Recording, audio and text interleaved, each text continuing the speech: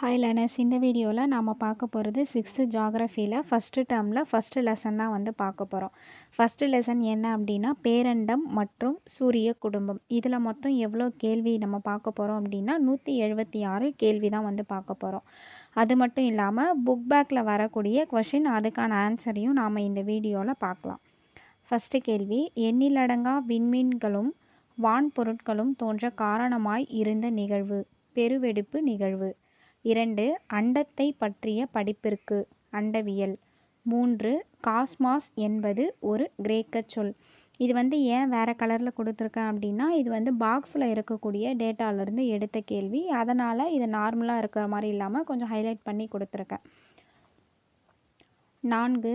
வான்பொருட்களின் இடையேயான தூரத்தை அளவிடும் அலகிற்கு டேஷ் என்று பெயர். ஒளியாண்டு. 5. ஈர்ப்பு விசையால் ஒன்றாக பிணைக்கப்பட்டிருக்கும் நட்சத்திரங்களின் தொகுப்பு. விண்மீன் திரள் மண்டலம். 6. வான்வெளியில் விண்மீன் திரள் மண்டலங்கள் சிதறியும் குழுவாகவும் காணப்படுகின்றன. 7. பெருவெடிப்பு நிகழ்வுக்கு பின் சுமார் 5 மில்லியன் வருடத்திற்கு பின் உருவானது பால்வெளி விண்மீன் திரள் மண்டலம். 8. பால்வெளி விண்மீன் திரள் மண்டலத்தில் காணப்படுவது சூரிய குடும்பம். 9. புவிக்கு அருகில் காணப்படும் விண்மீன் திரள் மண்டலம். ஆண்ட்ரோமெடா விண்மீன் திரள் மண்டலம். மெக்கல்லனிக் கிளவுட்ஸ் விண்மீன் திரள் மண்டலம். 10. இதுவும் பாக்ஸில் இருக்கக்கூடிய டேட்டா தான். ஒளி ஓர் ஆண்டில் பயணிக்கக்கூடிய தொலைவு. ஒளியாண்டு. 11. ஒளியின் திசைவேகம் 3,00,000 கிலோமீட்டர். 12. ஒளியானது வினாடிக்கு டேஷ் என்ற வேகத்தில் பயணிக்கும் 330 மீட்டர். 13. சோலார் என்ற சொல்லின் பொருள் சூரிய கடவுள். 14. சோலார் என்ற சொல் எதிலிருந்து பெறப்பட்டது? சோல். 15. சோல் என்பது எம்மொழிச் சொல், லத்தீன். 16. சூரிய குடும்பம் எப்போது உருவானதாக நம்பப்படுகிறது? 4.5 பில்லியன் வருடங்களுக்கு முன்பு. 17. சூரியன் சூரிய குடும்பத்தின் மொத்த நிறையில் எத்தனை சதவிகிதம் உள்ளது? 99.8%. 18. சூரியன் எந்த வாயுக்களால் ஆனது? ஹைட்ரஜன் மற்றும் ஹீலியம். 19. தானே ஒளியை உமிழக்கூடிய தன்மை பெற்றது சூரியன். 20. சூரியனின் மேற்பரப்பு வெப்பநிலை 6000 டிகிரி செல்சியஸ். 21. சூரியனின் வெப்பநிலை புவியின் மேற்பரப்பை வந்தடைய 8.3 நிமிடங்கள் ஆகிறது.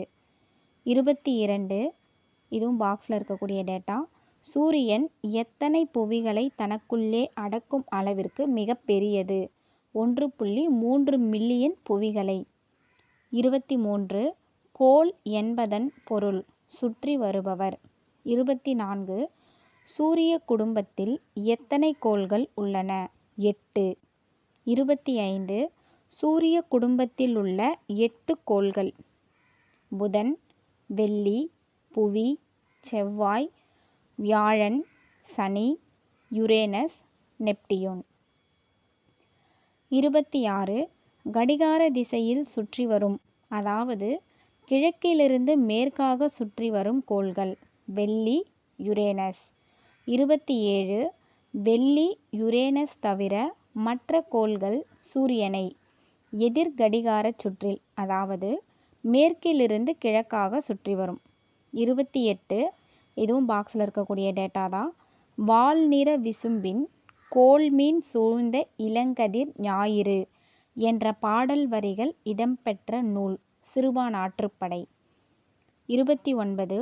எந்த நூலின் மூலம் பண்டை தமிழர்கள் சூரியன் மற்றும் பிற கோள்கள் பற்றி அறிந்திருந்தனர்?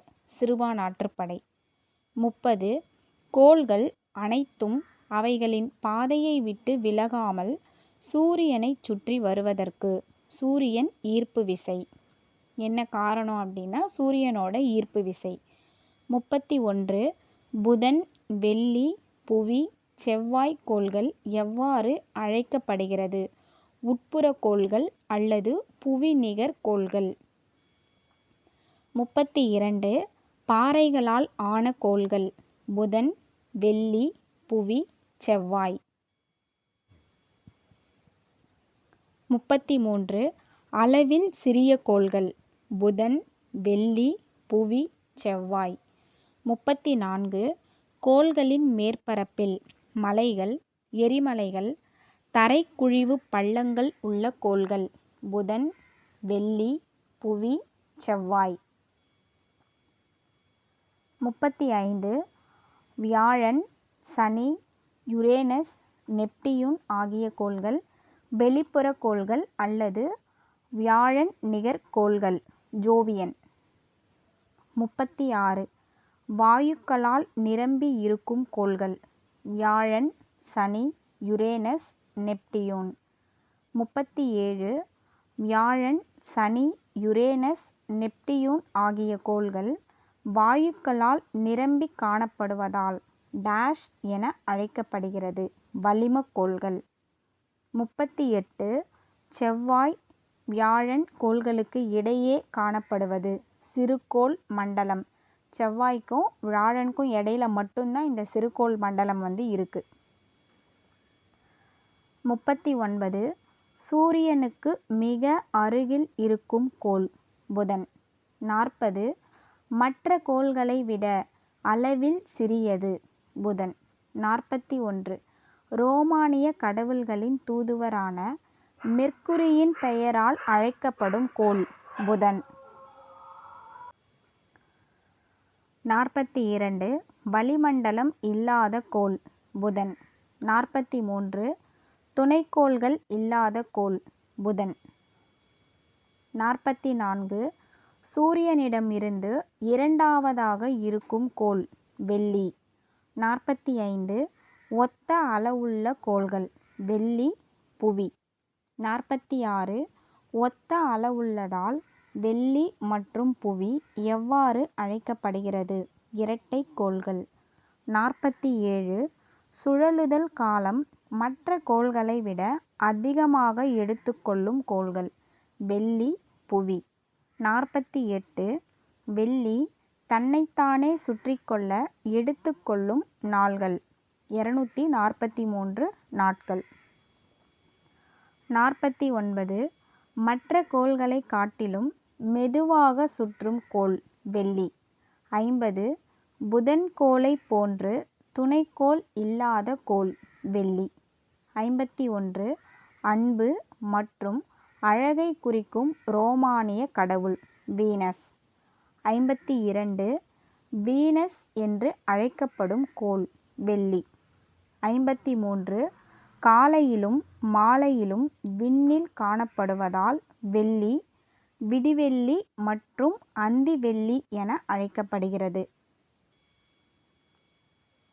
54 நிலாவிற்கு அடுத்தபடியாக இரவில் வானில் பிரகாசமாக தெரியும் விண்பொருள். வெள்ளி. 55 சூரியனிடம் இருந்து மூன்றாவதாக அமைந்த கோள். புவி. 56 ஐந்தாவது பெரிய கோள். புவி. 57 புவியின் மேற்பகுதி 4/3 பகுதி நீரால் சூழப்பட்டுள்ளதால் நீலக்கோள் என்றும் நீர்க்கோள் என்றும் அழைக்கப்படுகிறது. 58 ரோமானிய மற்றும் கிரேக்க கடவுளின் பெயரால் அழைக்கப்படாத ஒரே கோள். புவி. 59 உயிரினங்களை கொண்ட ஒரே கோள். புவி.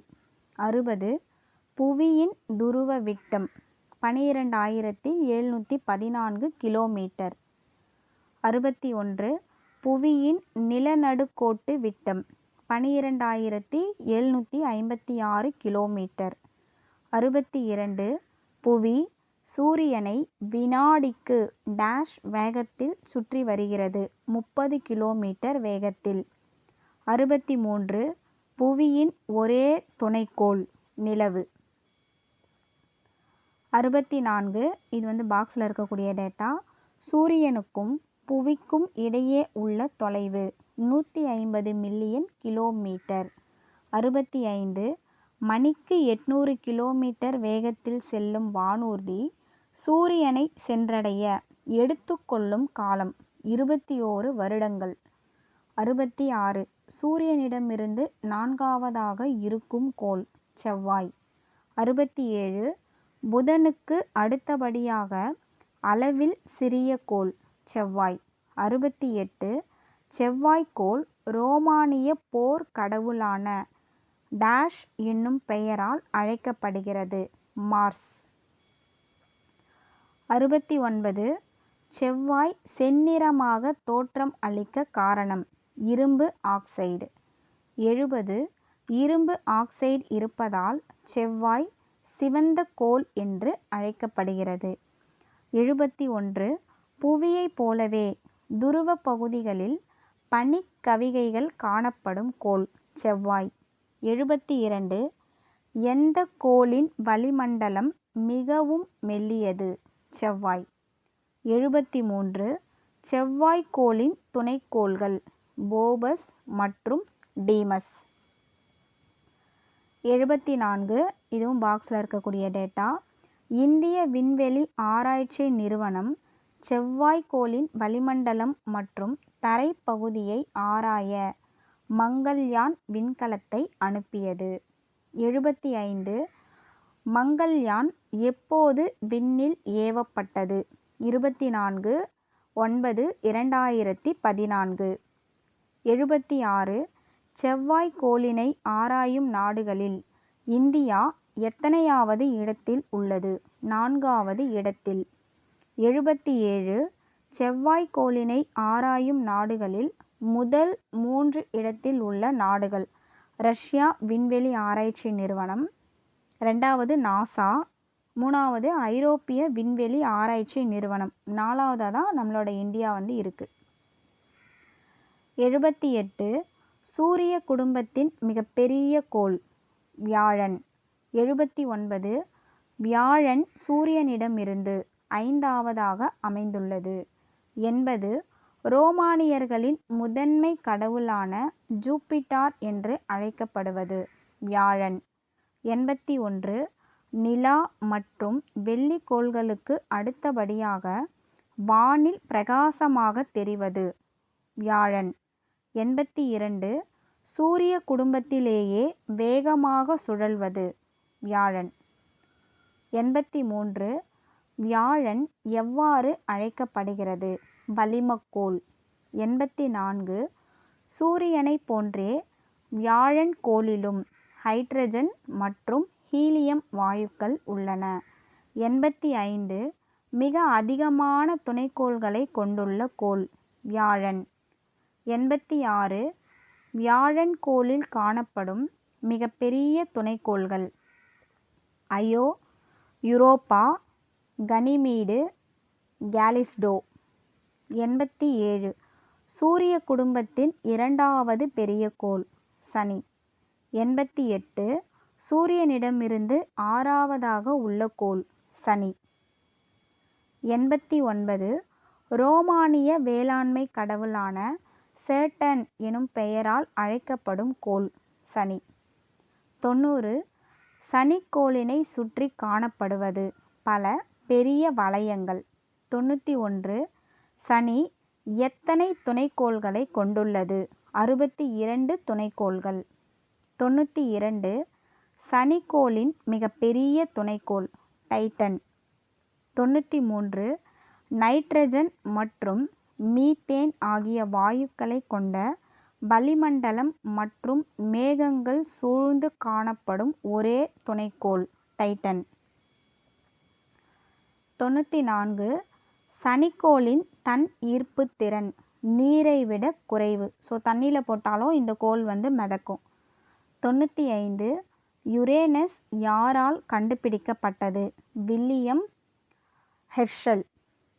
96 யுரேனஸ் கோள் எந்த ஆண்டு கண்டுபிடிக்கப்பட்டது 1781.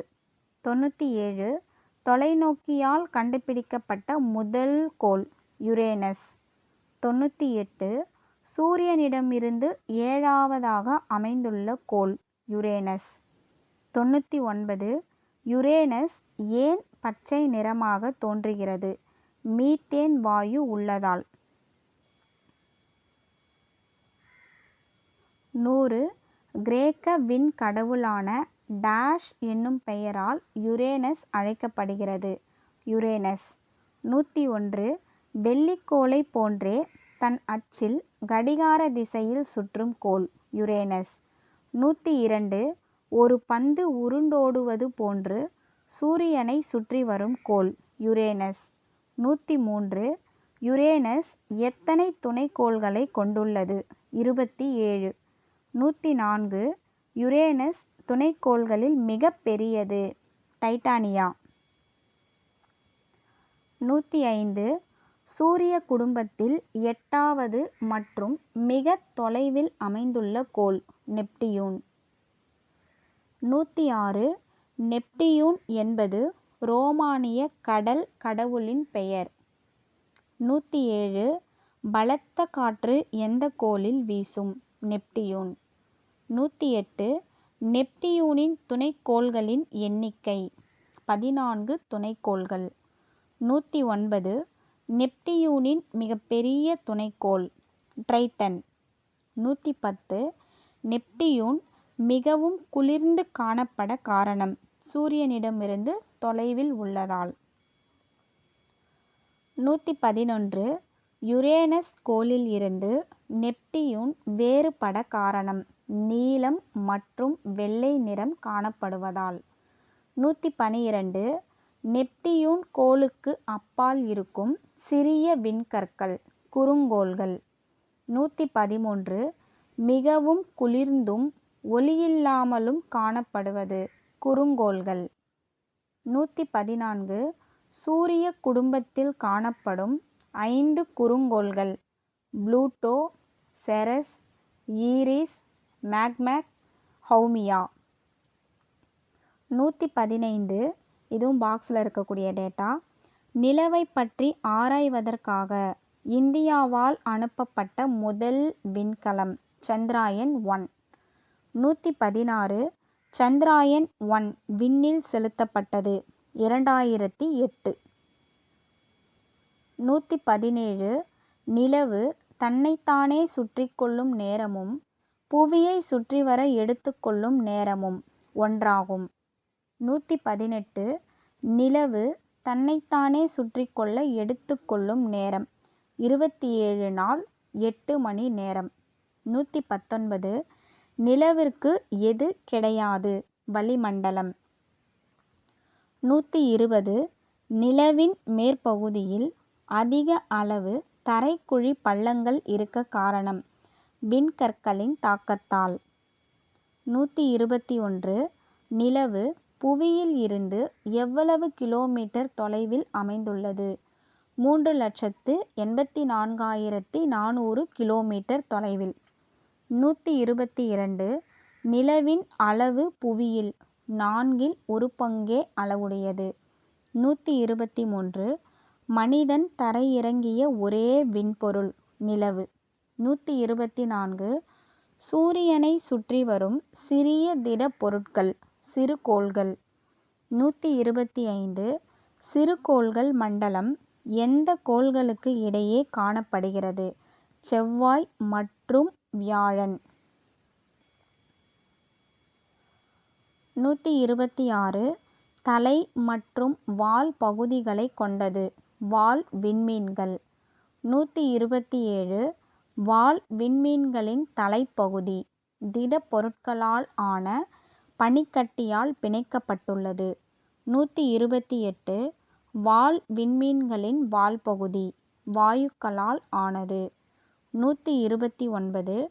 புவிக்கு அருகில் 76 வருடங்களுக்கு ஒருமுறை வரக்கூடிய வால் விண்மீன் ஹேலி. 130. ஹேலி வால் விண்மீன் கடைசியாக வானில் எப்போது தென்பட்டது? 1986. 131. மீண்டும் ஹேலி எப்போது வானில் தென்படும்? 2061. 132. சூரிய குடும்பத்தில் காணப்படும் சிறு கற்கள் மற்றும் உலோக பாறைகளால் ஆன விண்பொருள். விண்கற்கள். 133. விண்கற்கள் புவியின் வளிமண்டலத்தை அடையும்போது உராய்வின் காரணமாக எரிந்து ஒளிர்வதால் எரி நட்சத்திரம். 134. வளிமண்டலத்தை தாண்டி புவியின் மேற்பரப்பை தாக்கும் விண்கற்கள். விண்வீழ் கற்கள். 135. புவியின் வடிவம் கோள வடிவம். 136. புவியின் வட துருவத்தில் இருந்து புவி மையத்தின் வழியாக தென்துருவம் வரை செல்லக்கூடிய ஒரு கற்பனை கோடு புவியின் அச்சு எனப்படும்.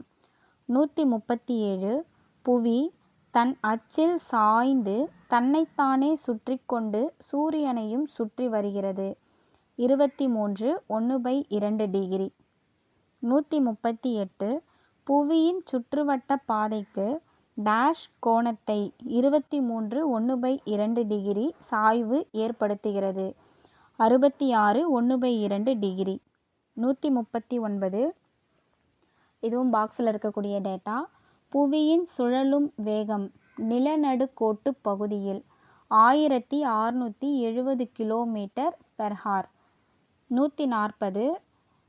புவியின் சுழலும் வேகம் 60 டிகிரி வடக்கு அட்ச ரேகை பகுதியில் 845 km மணிக்கு. 141. புவியின் சுழலும் வேகம் துருவப் பகுதியில் சுழி. 142. புவி எவ்வாறு சுழல்கிறது? மேற்கிலிருந்து கிழக்காக. 143.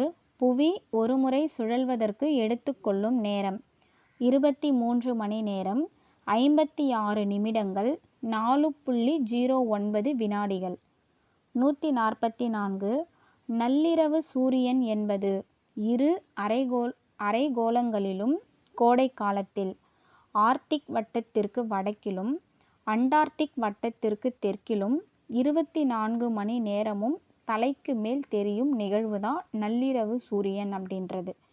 145. புவி ஒரு முறை சுழல எடுத்துக்கொள்ளும் நேரம் ஒரு நாள். 146. புவி சுழல்வதன் காரணமாக இரவு பகல் ஏற்படுகிறது. 147. புவியின் ஒளிப்படும் பகுதியை ஒளிப்படாத பகுதியையும் பிரிக்கும் கோட்டிற்கு ஒளிர்வு வட்டம் என்று பெயர். 148. புவி தன்னைத்தானே சுற்றுவதை டேஷ் என்கிறோம் சுழலுதல். 149. புவி தன் நீள்வட்ட பாதையில் சூரியனை சுற்றி வரும் நகர்வையே டேஷ் என்று கூறுகிறோம் சுற்றுதல். புவி தன்னைத்தானே சுற்றி வந்ததுன்னா அதுக்கு பேர் சுழலுதல். அதே சூரியனை சுற்றி வருது அப்படின்னா அதுக்கு பேர் சுற்றுதல். 150. புவி வினாடிக்கு டேஷ் வேகத்தில் சூரியனை சுற்றி வருகிறது 30 கிலோமீட்டர் வேகத்தில். 151. புவி ஒருமுறை சூரியனை சுற்றி வர எடுத்துக்கொள்ளும் காலம் 365 1/4 நாள்கள். 152. புவி தன் அச்சில் சாய்ந்து சூரியனை சுற்றி வருவதால் பருவ காலங்கள் தோன்றுகிறது. புவி தன்னைத்தானே சுற்றுவதால் இரவு பகல். அதே தன் அச்சில் சாய்ந்து சூரியனை சுற்றி வருவதால் பருவ காலங்கள் தோன்றுகிறது. 153. புவி தன் சுற்றுப்பாதையில் சூரியனுக்கு மிக அண்மையில் வரும் நிகழ்வு சூரிய அண்மை. 154. புவி தன் சுற்றுப்பாதையில் சூரியனுக்கு தொலைவில் காணப்படும் நிகழ்வு சூரிய சேய்மை. 155. புவியின் வட அரைக்கோளம் சூரியனை நோக்கி எப்போது சாய்ந்து காணப்படும்? மார்ச் 21 முதல் செப்டம்பர் 23 வரை. 156. புவியின் வட அரைக்கோளம் சூரியனை நோக்கி சாய்ந்து இருக்கும் பொழுது விலகி இருப்பது தென் அரைக்கோளம். 157. புவியின் தென் அரைக்கோளம் சூரியனை நோக்கி எப்போது சாய்ந்து காணப்படும்? செப்டம்பர் 23 முதல் மார்ச் 21 வரை.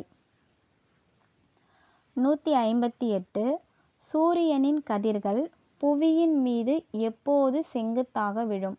மார்ச் 21 மற்றும் செப்டம்பர் 23. 159 மார்ச் 21 மற்றும் செப்டம்பர் 23 நாட்கள் எவ்வாறு அழைக்கப்படுகின்றன? சம பகலிரவு நாட்கள். 160 ஜூன் 21 கடகரேகை மீது சூரியனின் செங்குத்து கதிர்கள் விழுவதால் வட அரைக்கோளத்தில் நீண்ட பகல் பொழுதும் தென் அரைக்கோளத்தில் நீண்ட இரவையும் கொண்டிருக்கும். இந்நிகழ்வு கோடைக்கால கதிர் திருப்பம். 161 டிசம்பர் 22ஆம் தேதி மகர ரேகை மீது சூரியனின் செங்குத்து கதிர்கள் விழுவதால் தென் அரைக்கோளத்தில் நீண்ட பகல் பொழுதும் வட அரைக்கோளத்தில் நீண்ட இரவையும் கொண்டிருக்கும். இந்நிகழ்வு குளிர்கால கதிர் திருப்பம். 162 உயிரினங்கள் வாழ தகுதியான கோள் புவி.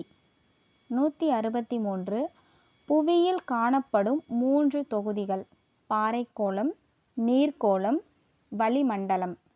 164 புவியில் உயிரினங்கள் வாழக்கூடிய குறுகிய மண்டலம் உயிர்கோளம்.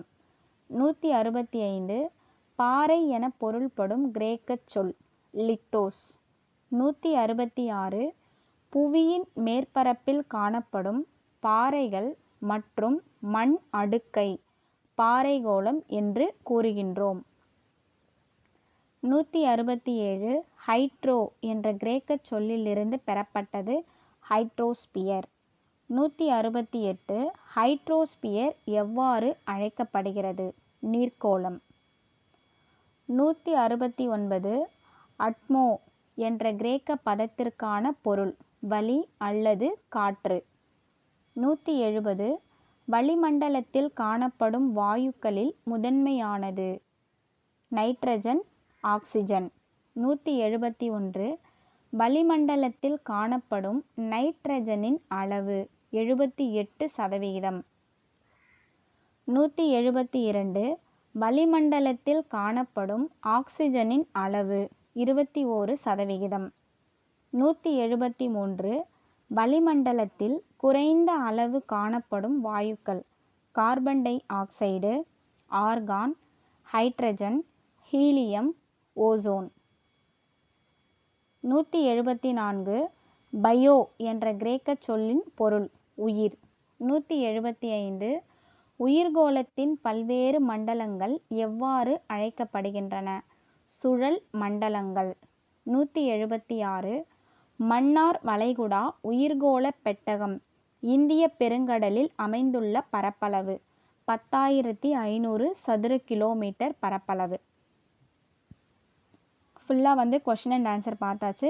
இதுக்கப்புறம் அந்த கோள்கள் ஒரு பார்வை அப்படின்ற மாதிரி புக்கில் கொடுத்துருந்தாங்க. இதை சும்மா பார்த்துக்கோங்க. அதுக்கப்புறம் கோடிட்ட இடங்களை நிரப்புக. புக் பேக்கில் இருக்கக்கூடிய கொஷின் அண்ட் ஆன்சர் தான் நம்ம பார்க்க போகிறோம். என்னென்ன கொஷின் கொடுத்துருக்காங்க அப்படின்றது. ஃபஸ்ட்டு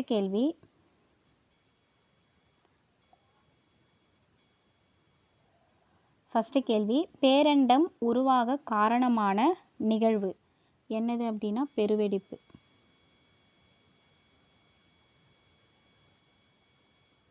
பெருவெடிப்பு. 2 இந்திய வான்பொருட்களுக்கு இடையிலான தொலைவை அளக்க உதவும் அளவு ஒளியாண்டு.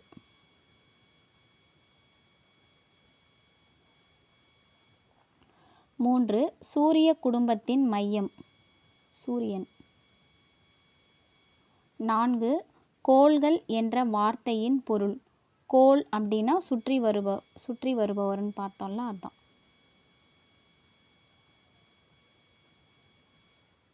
5 அதிக துணைக்கோள்களை கொண்ட கோள். அதிக துணைக்கோள் வியாழன். ஆனால் புக்கில் எத்தனை துணைக்கோள்னு சொல்லி கொடுத்துருக்க மாட்டாங்க. இருக்கிறதுலேயே அதிகமான துணைக்கோள் வியாழனுக்கு தான். மொத்தம் எத்தனை துணைக்கோள் அப்படின்னா 67.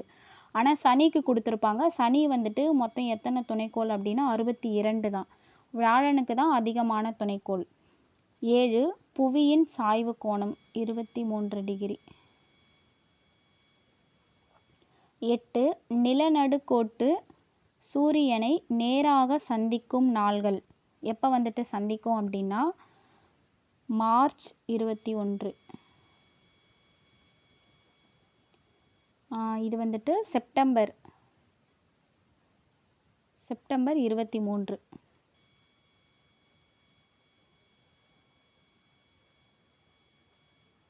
செப்டம்பர் 23. 9 சூரிய அண்மை நிகழ்வின் போது புவி சூரியனுக்கு அண்மையில் காணப்படும். தொலைவு அப்படின்னா சேய்மையில் பார்த்தோம்ல, இது வந்துட்டு அண்மையில் காணப்படும். 10 புவியின் மேற்பரப்பின் மீது ஒளிப்படும் பகுதியையும் ஒளிப்படாத பகுதியையும் பிரிக்கும் கோட்டிற்கு என்ன சொல்லி பார்த்தோம் அப்படின்னா ஒளிர்வு வட்டம்.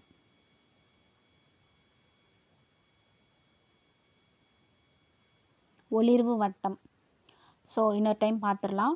கோடிட்ட இடங்களை நிரப்புக. ஃபஸ்ட்டு கேள்வி, பேரண்டம் உருவாக காரணமான நிகழ்வு பெருவெடிப்பு. 2வது, இரு வான்பொருட்களுக்கு இடையிலான தொலைவை அளக்க உதவும் அளவு ஒளியாண்டு ஆகும். 3 சூரிய குடும்பத்தின் மையம் சூரியன். 4 கோள் என்ற வார்த்தையின் பொருள் சுற்றி வருபவர், சுற்றி வருதல் அப்படின்னு சொல்லலாம். 5 அதிக துணைக்கோள்களை கொண்ட கோள் வியாழன்.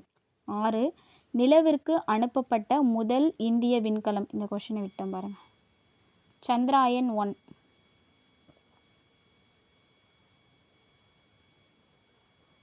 சந்திராயன் 1. 7 புவியின் சாய்வு கோணம் 23 டிகிரி. 8 நிலநடுக்கோடு சூரியனை நேராக சந்திக்கும் நாள்கள் மார்ச் 21 மற்றும் செப்டம்பர் 23. 9 சூரிய அண்மை நிகழ்வின் போது புவி சூரியனுக்கு அண்மையில் காணப்படும். 10 புவியின் மேற்பரப்பின் மீது ஒளிப்படும் பகுதியையும் ஒளிப்படாத பகுதியையும் பிரிக்கும் கோட்டிற்கு ஒளிர்வு வட்டம் என்று பெயர். அதுக்கப்புறம் சரியான விடையை தேர்ந்தெடுத்து எழுதுக. ஃபஸ்ட்டு புவி தன் அச்சில் சுழல்வதை இவ்வாறு அழைக்கின்றோம். புவி தன் அச்சில் சுழல்வதை சுழலுதல். இதே சூரியனை சுற்றி வருது அப்படின்னா அதுதான் சுற்றுதல். 2 மகர ரேகையில் சூரிய கதிர்கள் செங்குத்தாக விழும் நாள். மகர ரேகையில் எப்போ வந்துட்டு சூரிய கதிர் செங்குத்தாக விழும் அப்படின்னா டிசம்பர் 22. 3 சூரிய குடும்பம் அடங்கியுள்ள விண்மீன் திரள் மண்டலம். சூரிய குடும்பம் எதில் இருக்குது அப்படின்னா பால்வெளி விண்மீன் திரள் மண்டலத்தில் தான் சூரிய குடும்பம் வந்துட்டு இருக்குது. மனிதன் தன் காலடியை பதித்துள்ள ஒரே விண்பொருள் எது அப்படின்னா சந்திரன். சந்திரன் தான் ஃபஸ்ட்டு மனிதன் தரையிறங்கியது. 5 எந்த கோளால் தண்ணீரில் மிதக்க இயலும் எது அப்படின்னா சனி. ஸோ சனியோட அந்த தண்ணீர்ப்பு திறன் வந்து பூமியை விட குறைவு, அதனால் சனி வந்துட்டு தண்ணியில் மிதக்கும். பொருந்தாததை வட்டமிடுக. ஃபஸ்ட் ஒன் வந்து வெள்ளி, வியாழன், நெப்டியூன், சனி. இதில் வந்துட்டு எது பொருந்தாது அப்படின்னா வெள்ளி. ஏன் அப்படின்னா வெள்ளி வந்துட்டு உட்புற கோள்கள் அப்படின்னு சொல்லி பார்த்தோம். அதே மாதிரி இந்த வெள்ளி, புவி, புதன் இதெல்லாமே வந்துட்டு என்ன பார்த்தோம், பாறை கோள்கள் அப்படின்ற மாதிரி பார்த்தோம். ஸோ வியாழன், நெப்டியூன், சனி இது எல்லாமே வாயுக்கள் நிறைந்த கோள்கள், அதுவும் இல்லாமல் வெளிநிகர் கோள்கள் அப்படின்ற மாதிரி பார்த்தோம். ஸோ இதில் பொருந்தாதது வெள்ளி. 2 சிரியஸ், ஆண்ட்ரோமெடா, பால்வெளி, மெக்கல்லனிக் கிளவுட். இதில் பொருந்தாதது சிரியஸ். ஏன் வந்துட்டு சிரியஸ் பொருந்தாதது அப்படின்னா சிரியஸ் வந்துட்டு ஒரு குறுங்கோள். அப்போ ஆண்ட்ரோமெடா, பால்வெளி, மெக்கல்லனிக் கிளவுட் இதெல்லாமே பார்த்தோம் அப்படின்னா இது எல்லாமே வந்துட்டு விண்மீன் திரள் மண்டலம். பால்வெளியில் தான் நம்மளோட சூரிய குடும்பம் இருக்குது. அதே மாதிரி நமக்கு அருகாமையில் இருக்கக்கூடிய விண்மீன் திரள் மண்டலம்னு பார்த்தோன்னா ஆண்ட்ரோமெடாவும் இந்த மெக்கல்லனிக் இது ரெண்டுமே வந்துட்டு வந்துடும். 3வது ப்ளூட்டோ, ஏரிஸ், செரஸ், அயோ. இதில் வந்துட்டு எது பொருந்தாதது அப்படின்னா அயோ வந்து பொருந்தாது இதில். ஏன் அயோ பொருந்தாதது அப்படின்னா அயோ வந்துட்டு ஒரு துணைக்கோள். எதோட துணைக்கோள் அப்படின்னா வியாழனோட துணைக்கோள் தான் அயோ. இதில் ப்ளூட்டோ, ஏரிஸ், செரஸ் இது எல்லாமே வந்துட்டு குறுங்கோள்கள். இது 3மே குறுங்கோள். அயோன்றது ஒரு துணைக்கோள். 4 வால்விண்மீன், சிறுகோள், விண்வீழ்க்கல், குருளைக்கோள்கள். இதில் வந்துட்டு எது பொருந்தாதது அப்படின்னா சிறுகோள் வந்து பொருந்தாது. சிறுகோள் வந்து நம்ம 2 கோள்களுக்கு இடையில இருக்கக்கூடிய மண்டலம் அப்படின்னு சொல்லி பார்த்தோம் சிறுகோள். அது என்னென்ன கோள்கள் அப்படின்னா செவ்வாயும் வியாழனும். இந்த 2 கோள்களுக்கு இடையில தான் இந்த சிறுகோள் மண்டலம் காணப்படுது அப்படின்ற மாதிரி நம்ம கொஷின் முன்னாடியே பார்த்தோம். அப்போது வால்விண்மீன், விண்வீழ்கல், குருளைக்கோள்கள் இதெல்லாமே என்னது அப்படின்னா இதெல்லாமே வந்து நெப்டியூனுக்கு அடுத்து காணப்படக்கூடிய ஒரு விண்பொருட்கள் இதெல்லாமே. அதுக்கப்புறம் 5வது வந்து தரை ஊர்தி, சுற்றுக்கலம், வானூர்தி, விண்கலம். இதில் எது பொருந்தாதது அப்படின்னா தரை ஊர்தி வந்துட்டு பொருந்தாதது. அதுக்கப்புறமா பொறுத்துக. வெப்பமான கோள். வெப்பமான கோள் வந்து வெள்ளி. வெப்பமான கோள் வெள்ளி. வளையம் உள்ள கோள். எதில் வந்துட்டு வளையம் இருக்குது அப்படின்னா யுரேனஸ். செந்நிறக்கோள். செந்நிறக்கோள் வந்துட்டு செவ்வாய். செந்நிறக்கோள் செவ்வாய். உருளும் கோள். உருளும் கோள் என்ன அப்படின்னா உருள்றது நெப்டியூன். அதுக்கப்புறம் குளிர்ந்த கோள். குளிர்ந்த கோள் வந்துட்டு சனி. ஒரு நிமிஷம் இருங்க. சாரி, மேட்ச் த ஃபாலோயிங் வந்துட்டு நான் தப்பாக சொல்லிட்டேன். வெப்பமான கோள் எது அப்படின்னா வெப்பமான கோள் வந்துட்டு வெள்ளி. வளையம் உள்ள கோள். வளையம் வந்து எந்த கோளில் இருக்குது அப்படின்னா சனி. நான் யுரேனஸ் சொல்லிட்டேன். இது வளையம் உள்ள கோள் வந்துட்டு சனி. செந்நிற கோள் வந்து செவ்வாய். இரும்பு ஆக்சைடு இருக்கிறதுனால இதை செந்நிற கோள் அப்படின்னு சொல்லி சொல்கிறோம். உருளும் கோள். உருளும் கோள் எது அப்படின்னா அதுதான் வந்துட்டு யுரேனஸ். இப்போ குளிர்ந்த கோள் வந்துட்டு நெப்டியூன். ஏன்னா சூரியனை விட ரொம்ப தொலைவில் இருக்கிறது நெப்டியூன். அதனால் இது வந்துட்டு குளிர்ந்து காணப்படுது அப்படின்ற மாதிரி பார்த்தோம். ஸோ குளிர்ந்த கோள் வந்துட்டு நெப்டியூன். அப்போ இதுக்கான ஆன்சர் வெப்பமான கோள் வந்துட்டு வெள்ளி 3, வளையம் உள்ள கோள் வந்து சனி 4, அதுக்கப்புறம் செந்நிற கோள் வந்துட்டு செவ்வாய் 1, உருளும் கோள் வந்துட்டு யுரேனஸ் 5, குளிர்ந்த கோள் வந்து நெப்டியூன் 2. அப்போது 3, 4, 1, 5, 2 இதுதான் பொறுத்துக்க ஆன்சர். அதுக்கப்புறம் கீழே கொடுக்கப்பட்டுள்ள கூற்றுகளை ஆராய்க. இது என்ன அப்படின்னா வெள்ளிக்கோள் கிழக்கிலிருந்து மேற்காக சுற்றுகிறது. அதுக்கப்புறமா 2வது பாயிண்ட் வந்து ஜூன் 21ஆம் நாளன்று கடகரேகையில் சூரிய கதிர் செங்குத்தாக விழும். இதுவும் கரெக்டு. 3, செவ்வாய்க்கோளுக்கு வளையங்கள் உண்டு. செவ்வாய்க்கு கிடையாது, சனிக்கோளுக்கு. ஸோ அப்போது 3வது ஆப்ஷன் தப்பு. ஆன்சர் வந்துட்டு 1 மற்றும் 2. 2வது கொஷின் கொடுக்கப்பட்டுள்ள கூற்றுகளை ஆராய்க. ஃபஸ்ட்டு கூற்று புவி நீர்க்கோளம் என அழைக்கப்படுகிறது. இது கரெக்டு. புவி தன் அச்சில் சுழல்வதால் பருவ காலங்கள் ஏற்படுகின்றன. பருவ காலங்கள் கிடையாது, இரவு பகல் தான் ஏற்படும். தன் அச்சில் சுழல்றதுனால இரவு பகல். சூரியனை சுற்றி வர்றதுனால தான் பருவ காலங்கள் வந்துட்டு ஏற்படுது. ஸோ அப்போது கூற்று 1 மட்டும் சரி, 2 வந்துட்டு தவறு. அதுக்கப்புறம் பெயரிடுக. இது வந்துட்டு விண்மீன்களின் தொகுப்பு. ஃபஸ்ட்டு வந்து விண்மீன்களின் தொகுப்பு என்ன சொல்கிறோம் அப்படின்னா விண்மீன் திரள் மண்டலம்.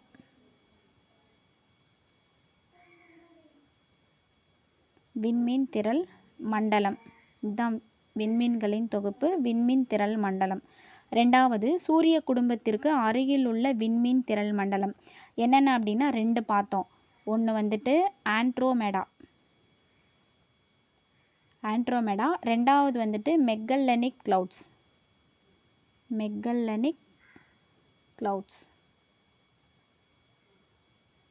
2 பார்த்தோம். ஆண்ட்ரோமெடா, 2வது மெக்கல்லனிக் கிளவுட்ஸ். 3வது பிரகாசமான கோள். பிரகாசமான கோள் வந்துட்டு வெள்ளி. நிலவு வராது, ஏன்னா நிலவு வந்துட்டு துணைக்கோள். 4 உயிரினங்கள் உள்ளடக்கிய கோளம். உயிர்கோள் அப்படின்னு சொல்லி சொல்லுவாங்க. உயிர்கோளம் அப்படின்னு சொல்லுவாங்க. அப்புறம் 5 366 நாட்களை உடைய ஆண்டு என்ன சொல்லுவோம் அப்படின்னா லீப் ஆண்டு. ஓகே, விண்மீன்களோட தொகுப்பு விண்மீன் திரள் மண்டலம். 2வது சூரிய குடும்பத்திற்கு அருகில் உள்ள விண்மீன் திரள் மண்டலம் வந்துட்டு ஆண்ட்ரோமெடா, இன்னொன்று மெக்கல்லனிக் கிளவுட்ஸ். 3 பிரகாசமான கோள் வெள்ளி. 4 உயிரினங்களை உள்ளடக்கிய கோளம் உயிர்கோளம். 5 366 நாட்களை உடைய ஆண்டு வந்துட்டு லீப் ஆண்டு. ஸோ புக் பேக்கில் இருக்கிற கொஷினும் ஆன்சரும் எல்லாமே பார்த்தாச்சு. இதில் வரக்கூடிய கொஷினும் லைன் பை லைன் பார்த்தாச்சு. இதோட கண்டினியூவேஷன் வந்துட்டு நம்ம அடுத்த வீடியோவில் பார்க்கலாம். தேங்க்ஸ் ஃபார் வாட்சிங்.